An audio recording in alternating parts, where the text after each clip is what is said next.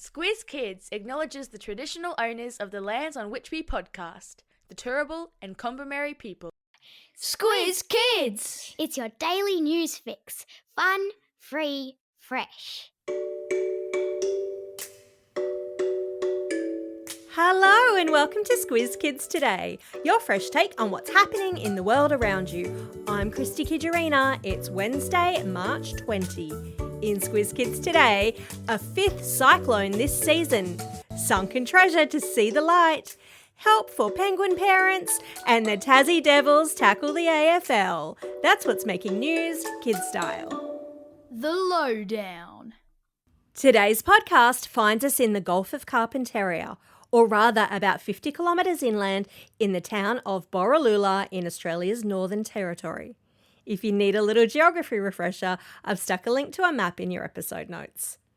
Australia's north has braved 5 tropical cyclones this season, and Tropical Cyclone Megan was the latest.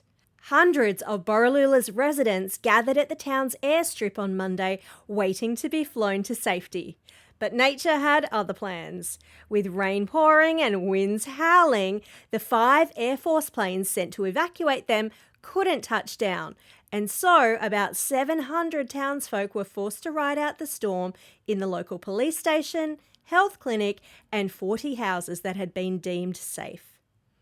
Megan, a Category 3 cyclone, made landfall at about 3:30 p.m. on Monday, bringing with her winds up to 170 kilometres per hour and bucket loads of rain.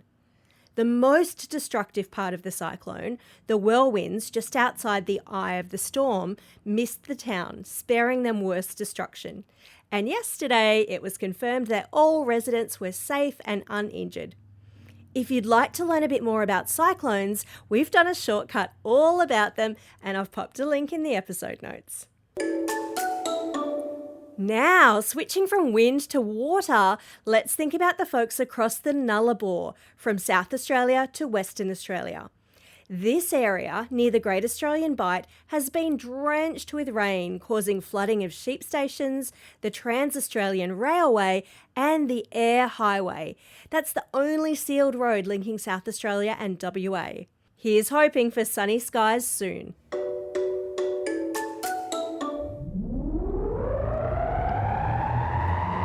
Spin the globe. Each day we give the world globe a spin and find a news story from wherever it stops. And today we've landed in the ocean off the coast of the Caribbean, where about 600 metres beneath the surface lies the wreck of the Spanish galleon, the San Jose.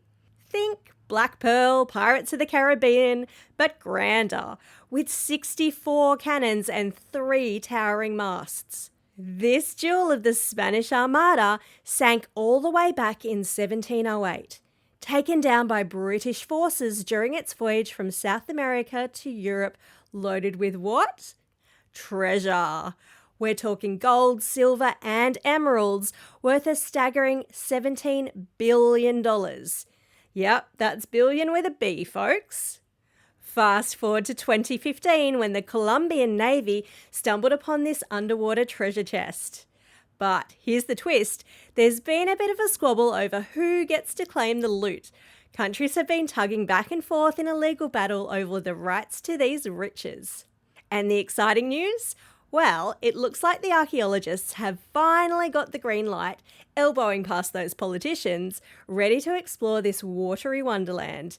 It's glass, porcelain, leather, and even human remains that have remained undisturbed beneath the waves. This underwater adventure could kick off as early as next month. I wonder if X really does mark the spot. Animal Kingdom. And so it's back to Western Australia we go, to Penguin Island. Just a quick 10-minute boat ride off the coast of the Perth suburb of Rockingham. Here, the adorable little penguins, yep, that's their real name and they are indeed little, are feeling the heat. With temperatures soaring above 35 degrees Celsius, these tiny birds are getting too hot, which means fewer penguin babies. The island, which was home to 1,300 of the penguins only 10 years ago, has seen the population dwindle to a mere 300. But don't worry, help is on the way. Conservationists and citizen scientists have teamed up to keep an eye on the penguins' nesting and dining habits. Their brilliant plan?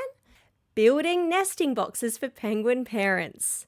The boxes are painted white to reflect the sunlight and have built-in ventilation holes to allow air to circulate, reducing the temperature inside by an enormous 8 degrees. It just goes to show sometimes the coolest solutions are literally about keeping cool. Here's to thinking outside the box. Sport time! If you're a resident of Tasmania, we've saved the best till last today. For nearly 150 years, Aussie rules football has been a big part of life on the island. But guess what? They've never had their own team in the national competition until this week. The Tassie Devils.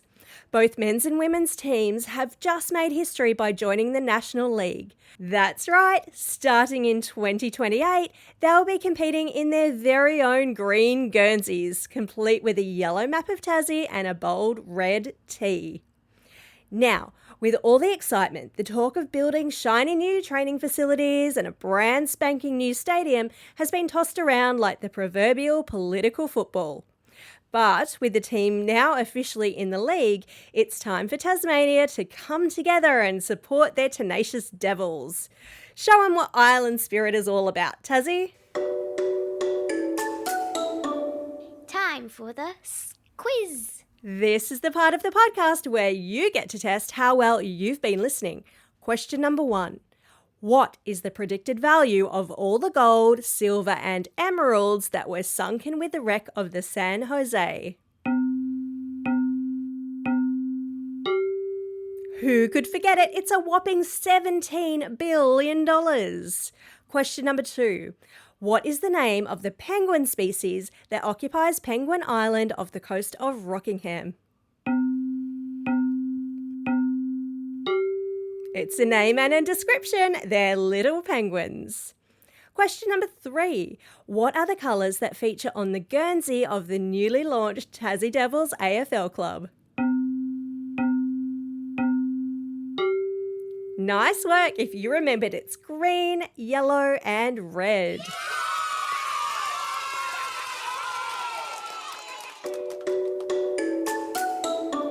Shout outs.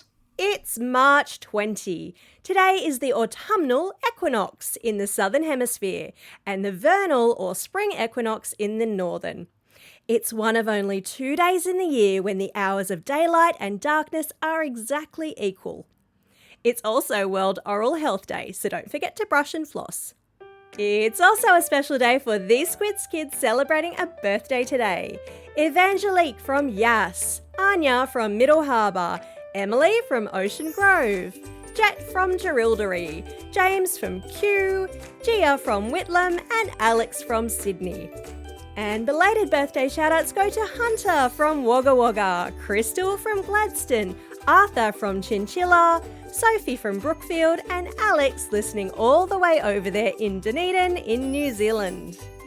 And classroom shoutouts today go to all the students in upper primary at Rapid Bay Primary School, Class 4-5 with Miss Lowry at Romaine Park Primary School in Burnie, Class 4-5 with Ms McIntosh at Asquith Public School, Stage 3 Blue and Mr Dunn at St Michael's Primary School in Nelson Bay, Class 6B with Ms Bronson at Rouse Hill Public School, Year 3 and Mrs Calamata at Erasmus Primary School in Hawthorn, Class 6R3 with Ms Prasad at Spring Mountain State School, and lastly, but not leastly, Year 3 4H with Mrs Hill at Bill Bangera Public School.